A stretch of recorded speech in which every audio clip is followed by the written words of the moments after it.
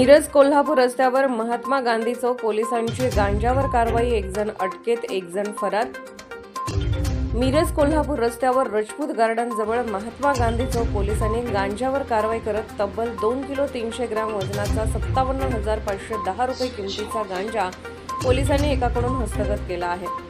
तर या गुन्ह्यातील एक जण फरार झाला आहे। धनंजय बळवंत भोसले वय 33 राहणार साई मंदिर MIDC रोड मिरज याला पोलिसांनी अटक केली असून सूरज नागनाथ सरवदे राहणार रविवार पेठ जोशी गल्ली सोलापूर हा फरार झाला आहे। भारत सरकारच्या नशामुक्त भारत अभियान अंतर्गत अंमली पदार्थ विक्री आणि साठ्यावर कारवाई करण्याच्या सूचना पोलीस अधीक्षक संदीप घुगे यांनी महात्मा गांधी चौक पोलिसांना दिल्या होत्या।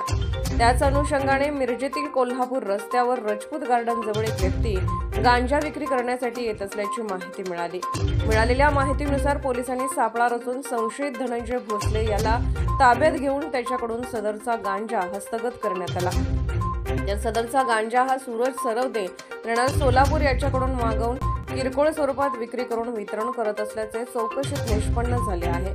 तर याबाबत महात्मा गांधी चौक पोलिसात गुन्हा दाखल करण्यात आला असून याबाबतची कारवाई सहाय्यक पोलीस निरीक्षक संदीप शिंदे यांच्या मार्गदर्शनाखाली उपनिरीक्षक संदीप गुरव, राजेंद्र कलगुटकर, धनंजय चव्हाण, हेड कॉन्स्टेबल अभिजित धनगर, अभिजित पाटील, सूरज पाटील, राहुल क्षीरसागर, विनोद चव्हाण, जावेद शेख, मोहसेन टीममेकर, सतीश कुमार पाटील, सुनील कांबळे यांनी केली आहे।